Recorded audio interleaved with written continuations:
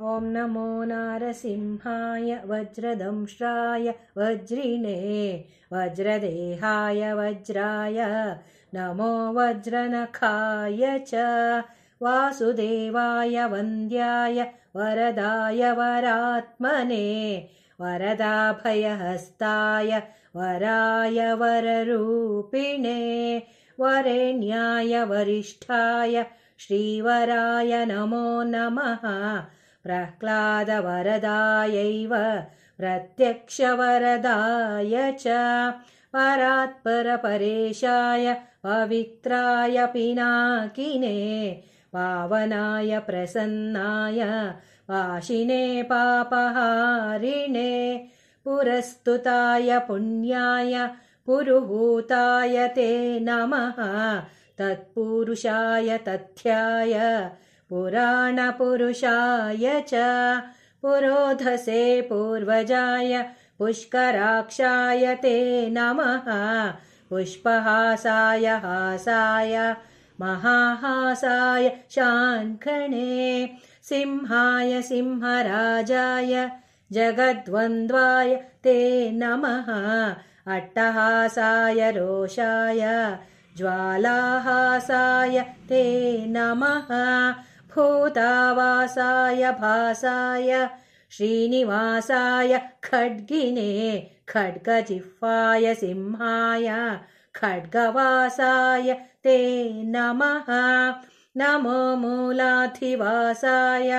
धर्मवासाय धन्विने धनञ्जयाय धन्याय नमो मृत्युञ्जयाय च शुभञ्जयाय सूत्राय नमः शत्रुञ्जयाय च निरञ्जनाय नीराय निर्गुणाय गुणाय च निष्प्रपञ्चाय निर्वाणप्रदाय निबिडाय च निरालम्बाय नीलाय निष्कलाय कलाय च निमेषाय निबन्धाय निमेषगमनाय च निर्द्वन्द्वाय निराशाय निश्चयाय निजाय च निर्मलाय निदानाय निर्मोहाय निराकृते नमो नित्याय सत्याय सत्कर्मनिरताय च सत्यध्वजाय मुञ्जाय मुञ्जिकेशाय केशिने हरिकेशाय केशाय गुडाकेशाय वै नमः सुकेशायोर्ध्वकेशाय केशिसंहारकाय च जलेशाय स्थलेशाय पद्मेशायोग्ररूपिणे पुष्पेशाय कुलेशाय केशवाय नमो नमः सूक्तिकर्णाय सूक्ताय रक्तजिह्वाय रागिणे दीप्तरूपाय दीप्ताय प्रदीप्ताय प्रलोभिने प्रच्छन्नाय प्रबोधाय प्रभवे विभवे नमः प्रभञ्जनाय पान्थाय प्रमाया प्रतिमाय च प्रकाशाय प्रतापाय प्रज्वलायोज्वलाय च ज्वालामाला स्वरूपाय ज्वालाजिह्वाय ज्वालिने महोज्वलाय कालाय कालमूर्तिधराय च कालान्तकाय कल्पाय कलनाय कलाय च कालचक्राय चक्राय षट्चक्राय च चक्रिणे अक्रूराय कृतान्ताय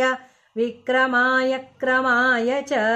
कृतिने कृत्तिवासाय कृतघ्नाय कृतात्मने संक्रमाय च क्रुद्धाय क्रान्तलोकत्रयाय च अरूपाय स्वरूपाय हरये परमात्मने अजेयायादिदेवाय अक्षयाय क्षयाय च अघोराय सुघोराय घोरघोरतराय च नमोऽस्तु घोरवीर्याय लसद्घोराय ते नमः घोराध्यक्षाय दक्षाय दक्षिणार्याय शम्भवे अमोघाय गुणौघाय अनघायाघहारिणे मेघनादाय नाथाय तुभ्यं मेघात्मने नमः मेघवाहनरूपाय मेघश्यामाय मालिने व्यालयज्ञोपवीताय व्याघ्रदेहाय वै नमः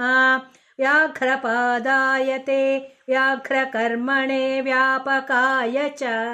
विकटास्याय वीर्याय विष्टरश्रवसे नमः विकीर्णनखदंष्ट्राय नखदंष्ट्रायुधाय च विश्वक्सेनाय सेनाय विह्वलाय बलाय च विरूपाक्षाय वीराय विशेषाक्षाय साक्षिणे वीतशोकाय वित्ताय विस्तीर्णवदनाय च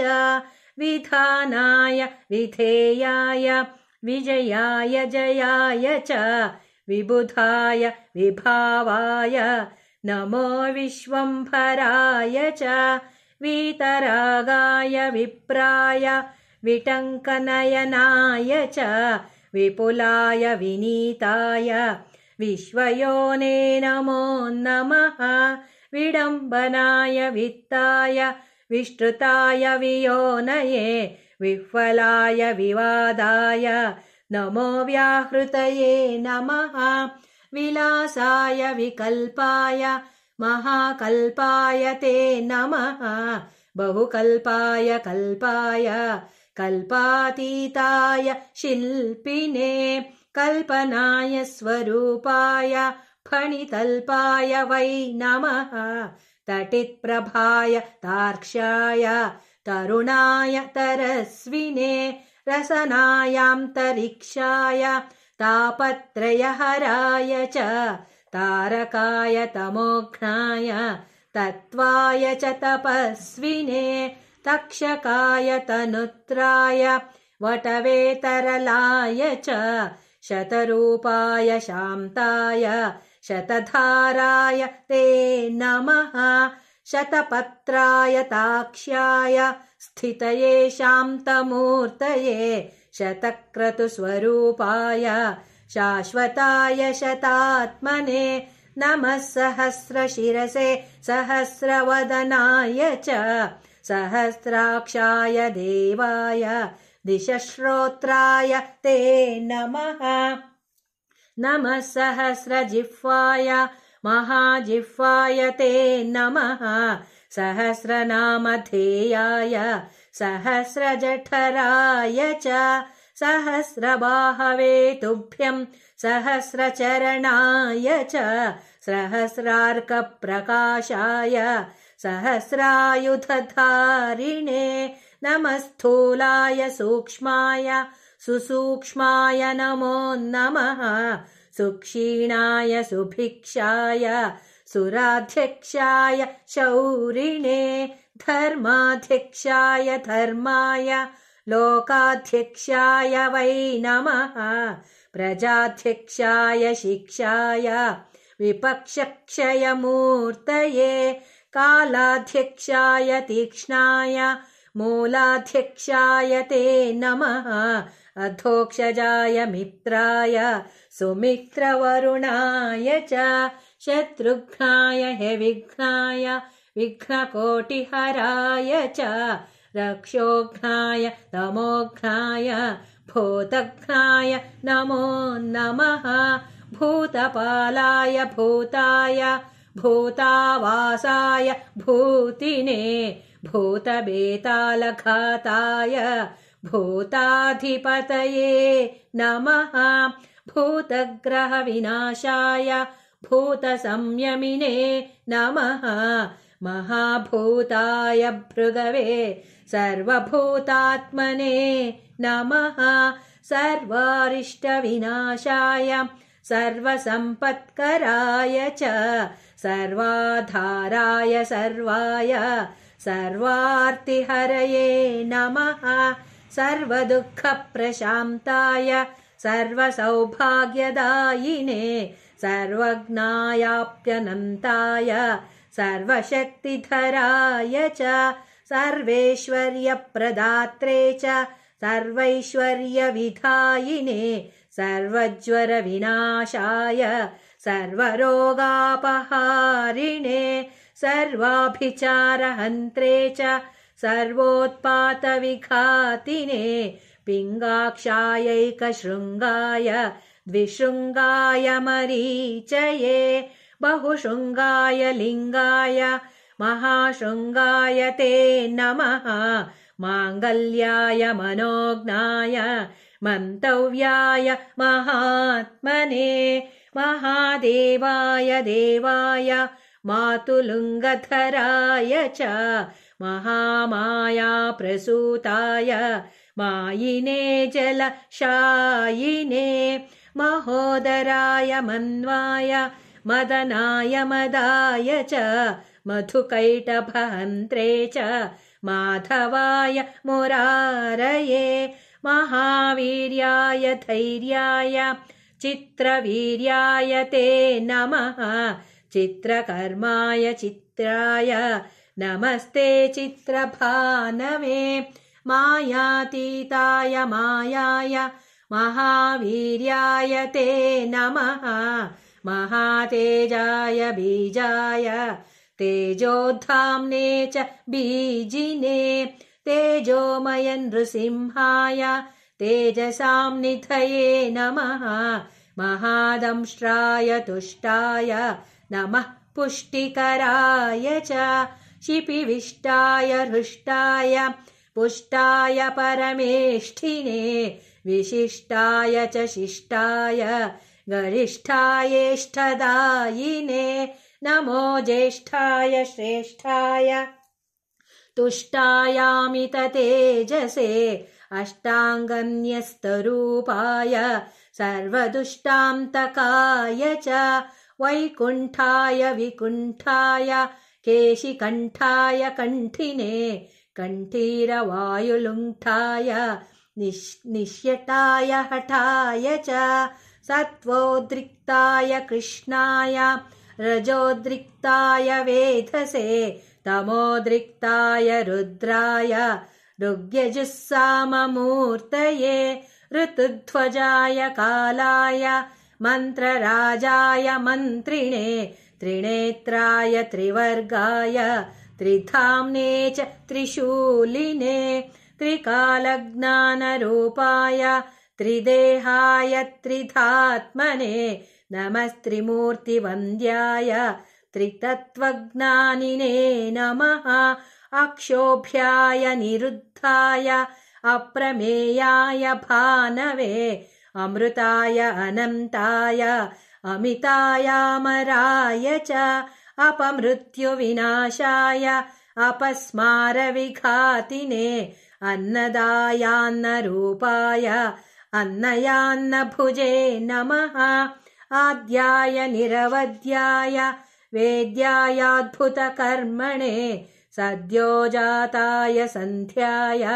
वैद्युत्याय नमो नमः अध्वातीताय सत्त्वाय वागतीताय वाग्मिने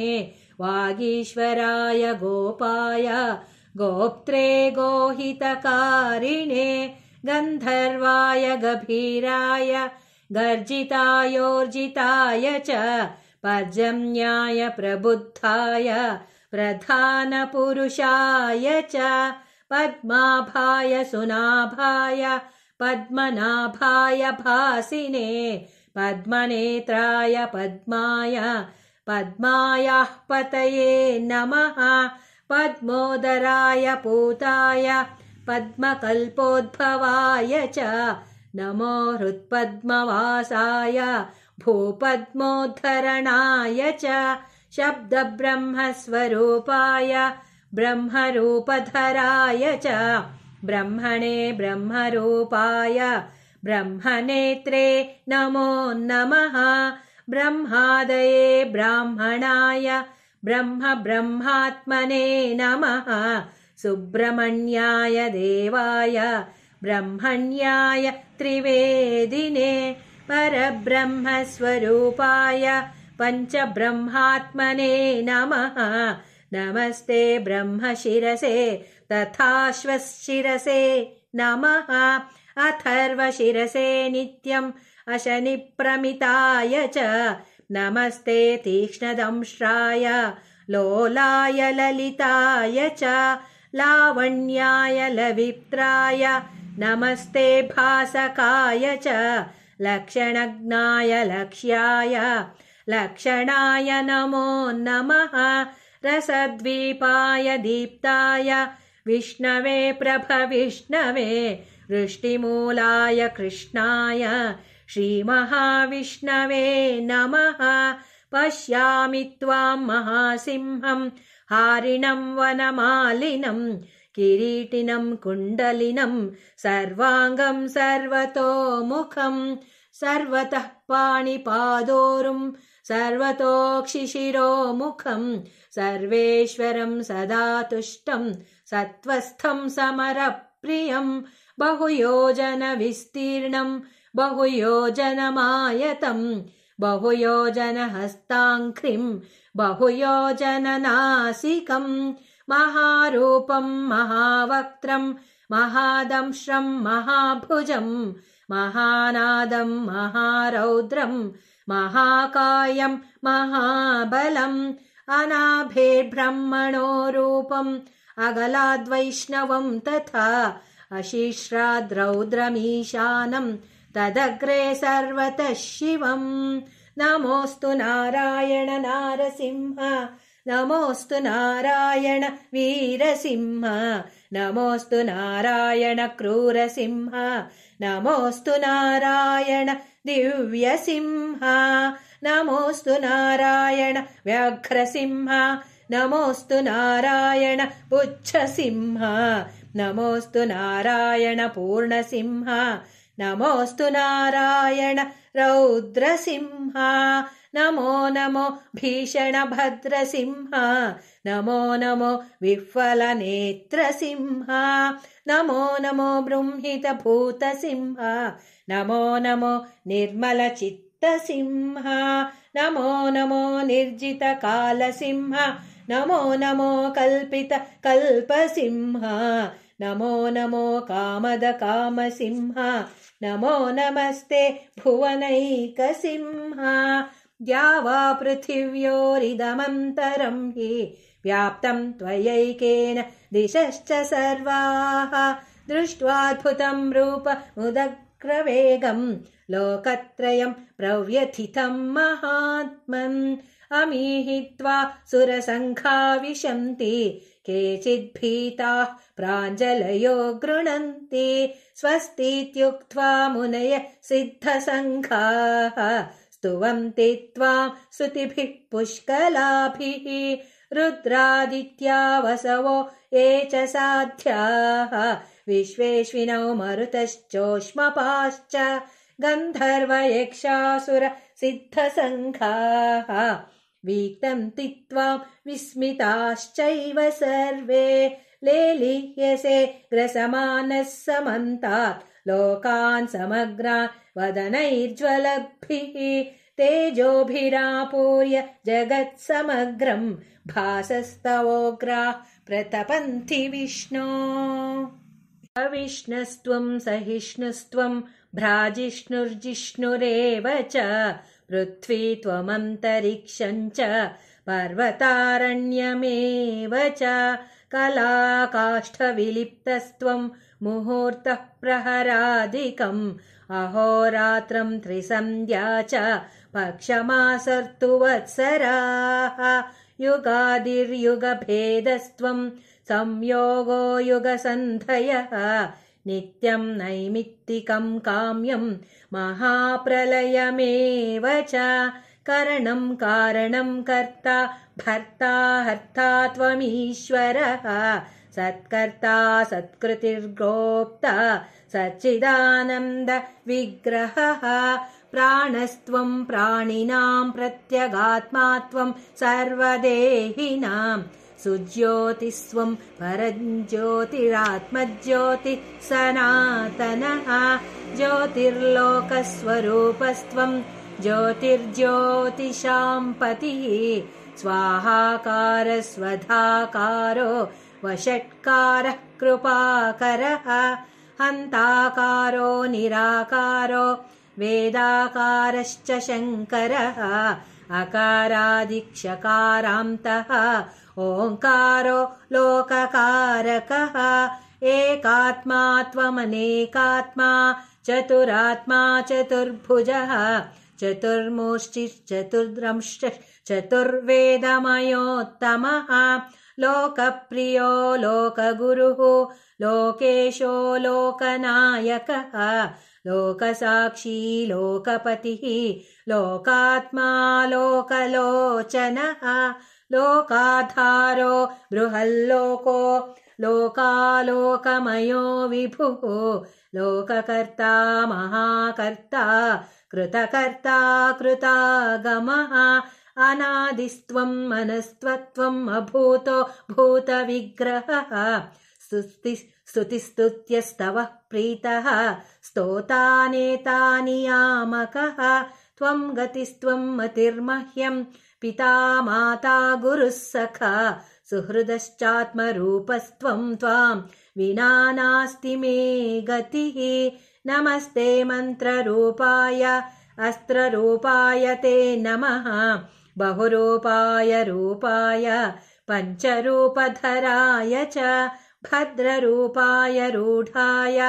योगरूपाय योगिने समरूपाय योगाय योगपीठस्थिताय च योगगम्याय सौम्याय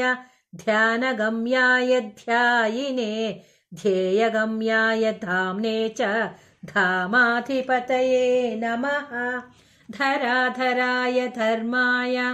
धारणाभिरताय च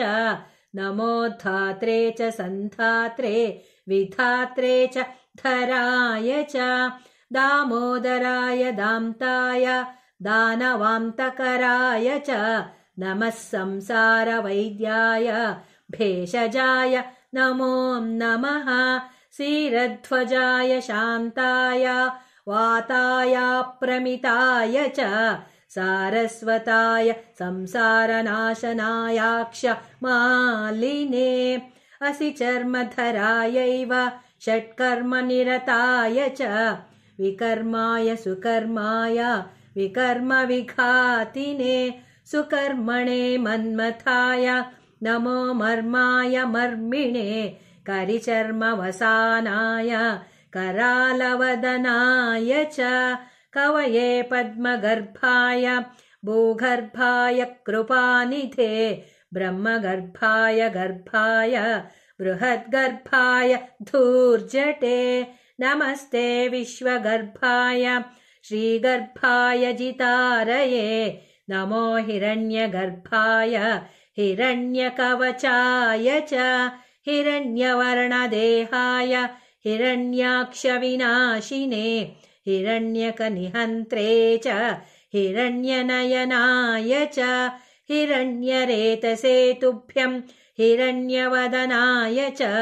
नमो हिरण्यशृङ्गाय निःशृङ्गाय च शृङ्गिणे भैरवाय सुकेशाय भीषणायान्त्रमालिने चण्डाय तुण्डमालाय नमो दण्डधराय च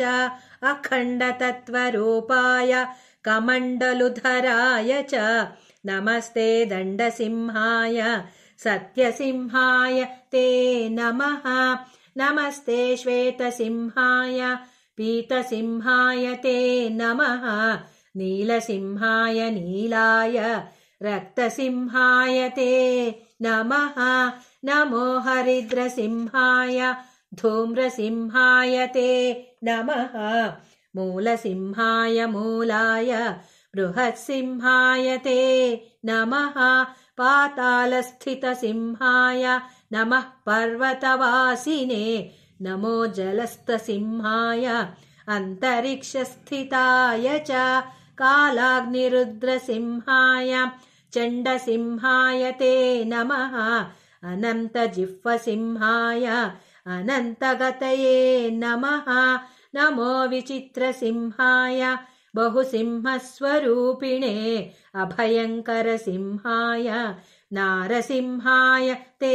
नमः नमोऽस्तु सिंहराजाय नरसिंहाय ते नमः सप्ताद्धिमेखलायैव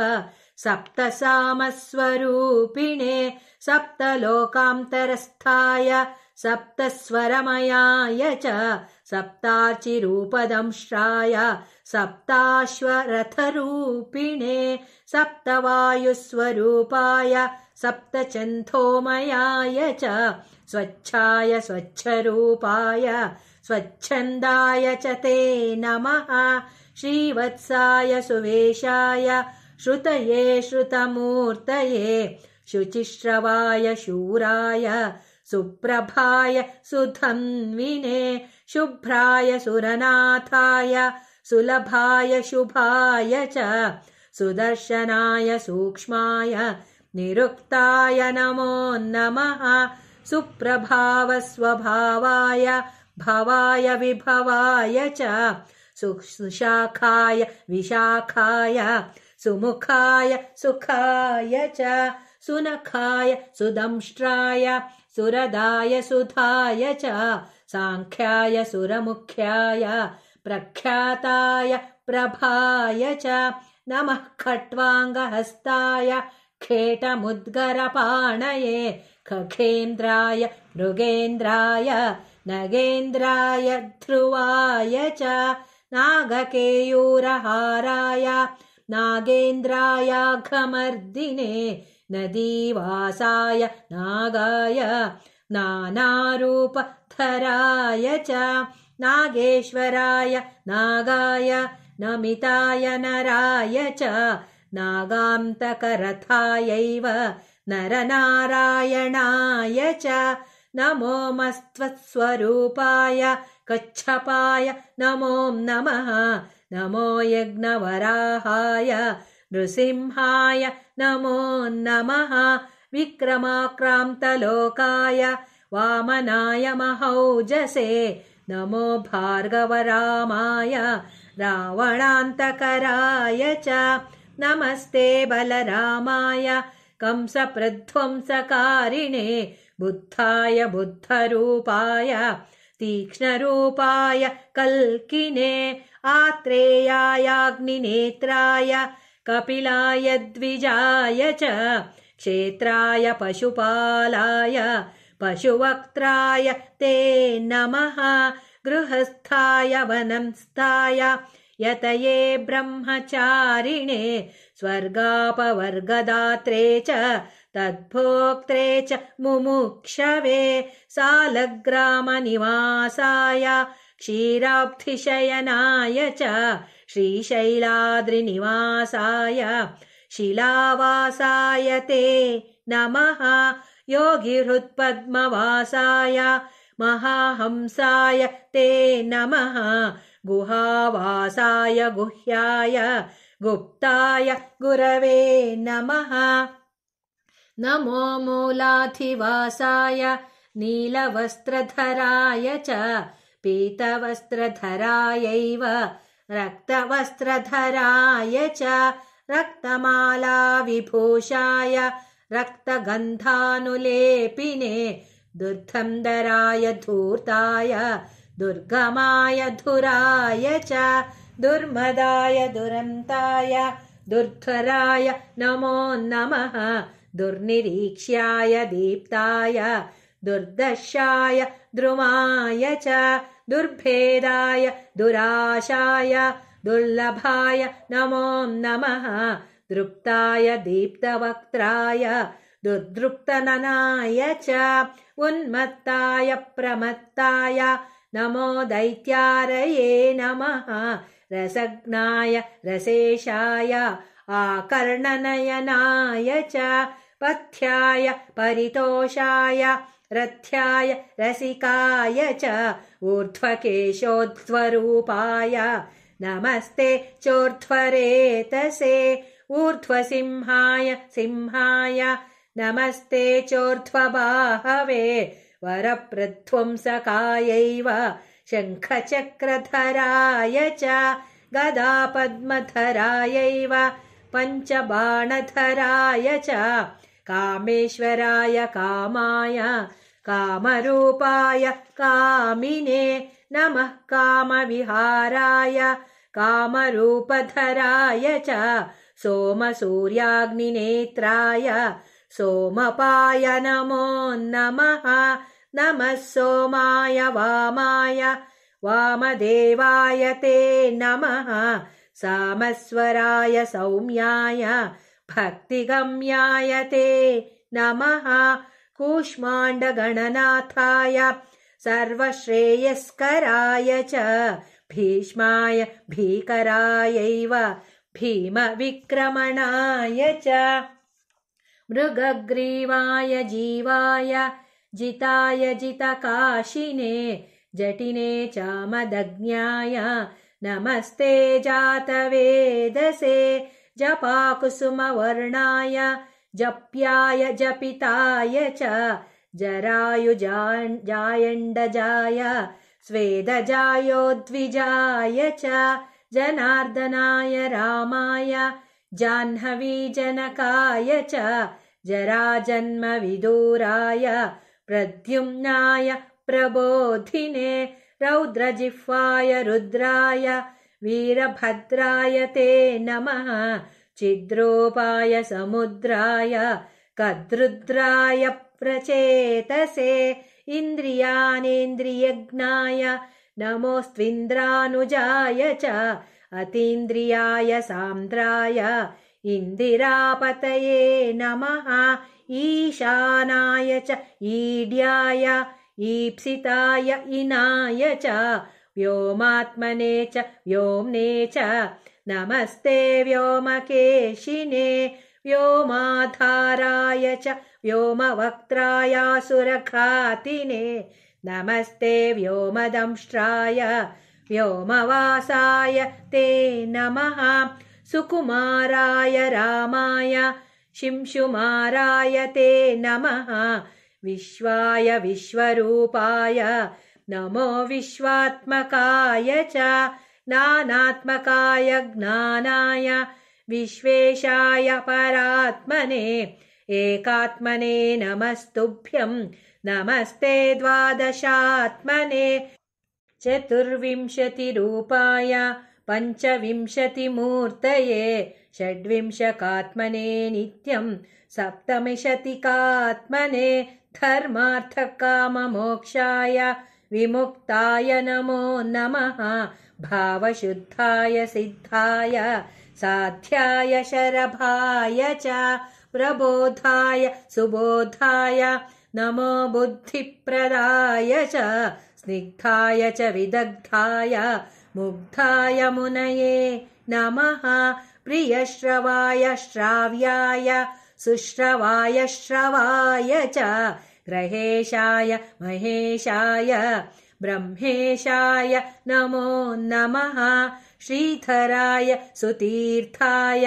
हयग्रीवाय ते नमः उग्राय चोग्रवेगाय उग्रकर्मरताय च उग्रनेत्राय व्यग्राय समग्रगुणशालिने बालग्रहविनाशाय पिशाचग्रहघातिने दुष्टग्रहनिहन्त्रे च निग्रहानुग्रहाय च वृषध्वजाय वृष्ण्याय वृषाय वृषभाय च उग्रश्रवाय शान्ताय नमः श्रुतिधराय च नमस्ते देवदेवेश नमस्ते मधुसूदन नमस्ते पुण्डरीकाक्ष नमस्ते दुरितक्षय नमस्ते करुणासिन्धो नमस्ते समितिञ्जय नमस्ते नारसिंहाय नमस्ते गरुडध्वज यज्ञध्वज नमस्तेस्तु कालध्वज जयध्वज अग्निनेत्र समस्तेस्तु नमस्ते हमरप्रिय महानेत्र नमस्तेस्तु नमस्ते भक्तवत्सल धर्मनेत्र नमस्तेस्तु नमस्ते करुणाकर पुण्यनेत्र नमस्तेस्तु नमस्तेऽभीष्टदायक नमो नमस्ते जयसिंहरूप नमो नमस्ते वरसिंहरूप नमो नमस्ते गुरुसिंहरूप नमो नमस्ते नरसिंहरूप मङ्गलं स्तम्भडिम्बाय मङ्गलं मृत्युमृत्यवे मङ्गलं रौद्ररूपाय नरसिंहाय मङ्गलम्। मत्पयोनिधिनिकेतनचक्रपाणे भोगीन्द्रभोगमणिराजितपुण्यमूर्ते योगीश शाश्वत शरण्यभवाब्धिपोत लक्ष्मी नृसिंह मम देहि करावलम्बम् ब्रह्मेन्द्र रुद्रमरुदर्क किरीटकोटि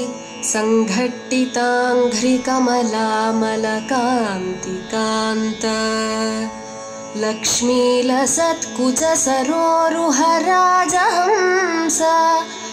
लक्ष्मी नृसिंह मम देहि करावलम्बम्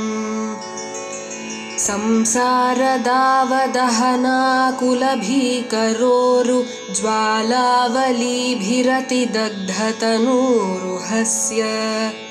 त्वत्पादपद्मसरसीं शरणागतस्य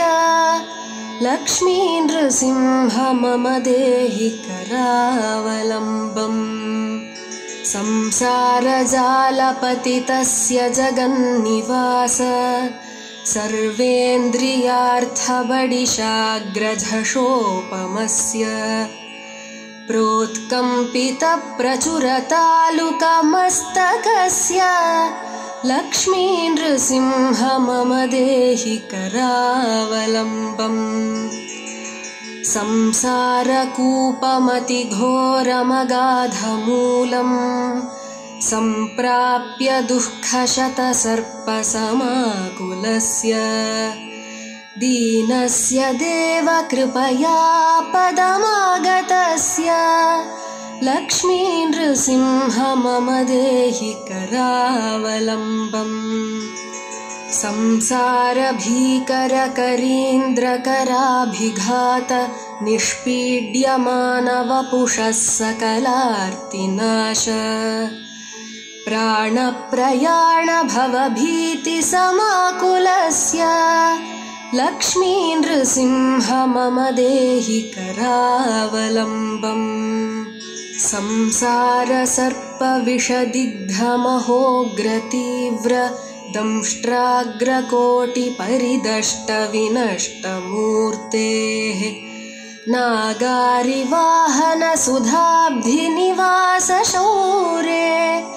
लक्ष्मी नृसिंह मम देहि करावलम्बम्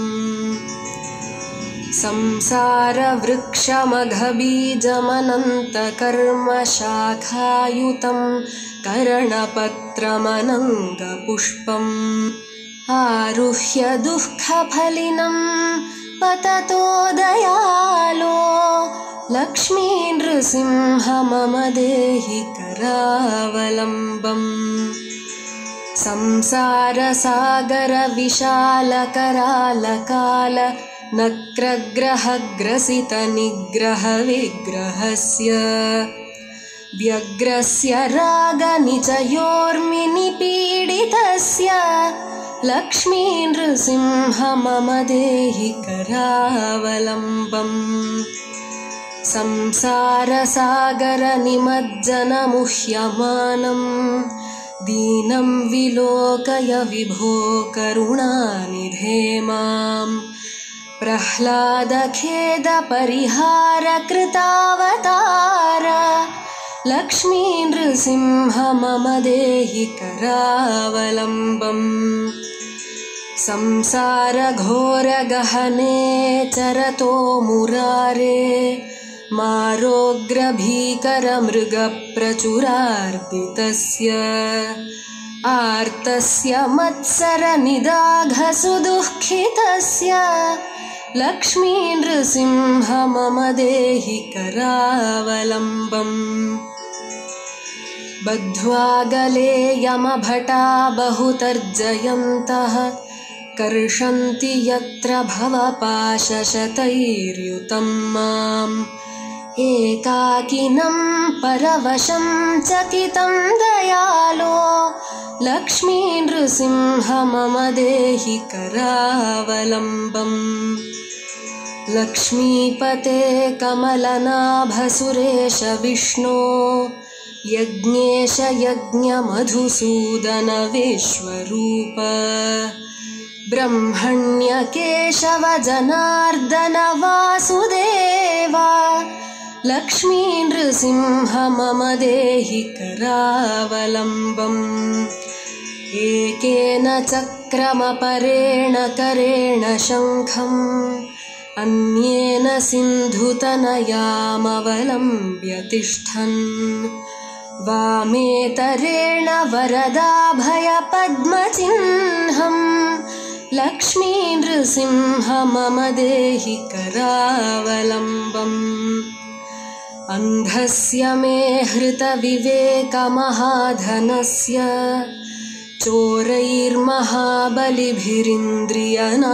चोरैर्महाबलिभिरिन्द्रियनामधेयैः मोहान्धकारकुहरे विनिपातितस्य लक्ष्मी नृसिंह मम देहि करावलम्बम् प्रह्लादनारदपराशरपुण्डरीक व्यासादिभागवतपुङ्गवहृन्निवास भक्तानुरक्तपरिपालनपारिजात लक्ष्मी नृसिंह मम देहि करावलम्बम् लक्ष्मी नृसिंह मम देहि करावलम्बम् लक्ष्मी नृसिंह चरणाब्जमधुव्रतेन स्तोत्रं कृतं शुभकरं भुवि शङ्करेण ये तत्पठन्ति मनुजा हरिभक्तियुक्ताः ते यान्ति तत्पदसरोजमखण्डरूपम् ते यान्ति तत्पदसरोजमखण्डरूपम् दर्पणदृश्यमाननगरी तुल्यं निजान्तर्गतम् पश्यन्नात्मनि मायया बहिरिवोद्धूतं यथा निद्रया यः साक्षात् कुरुते प्रबोधसमये स्वात्मानमेवाद्वयम् तस्मै श्रीविष्णुमूर्तये नम इदं श्रीदक्षिणामूर्तये तस्मै श्रीगुरुमूर्तये नम इदं श्रीदक्षिणामूर्तये तेजस्यान्तरिवाङ्कुरो जगदिदं प्राङ्विकल्पं पुनः मायाकल्पितदेशकालकलना वैचित्र्यचित्रीकृतम् महायोगी वयस्वेच्छया तस्मै श्रीगुरुमूर्तये नम इदं श्रीदक्षिणामूर्तये तस्मै श्रीगुरुमूर्तये नम इदं श्रीदक्षिणामूर्तये सदात्मकमसत्कल्पार्थकं भासते साक्षात् तत्त्वमसीति वेदवचसा यो बोधयत्याश्रितान् यत् साक्षात् कर्णात् भवेन्न पुनरावृत्तिर्भवाम्भोनिधौ तस्मै श्रीगुरुमूर्तये नम इदं श्रीदक्षिणामूर्तये तस्मै श्रीगुरुमूर्तये नम इदं श्रीदक्षिणामूर्तये नानाचित्रघटोदरस्थितमहादीपप्रभाभास्वरम् ज्ञानं चक्षुरादिकरणद्वारा बहिस्पन्दते जानामीति तमेव भान्तमनुभात्येतुत्समस्तं जगत् तस्मै श्रीगुरुमूर्तये नम इदं श्रीदक्षिणामूर्तये तस्मै श्रीगुरुमूर्तये नम इदं श्रीदक्षिणामूर्तये देहं प्राणमपीन्द्रियाण्यपि चरां बुद्धिं च शून्यं विदुः स्त्रीबालाधजडोपमास्त्वहमिति भ्रान्ता वृषं वादिनः मायाशक्तिविलासकल्पितमहाव्यामोहसं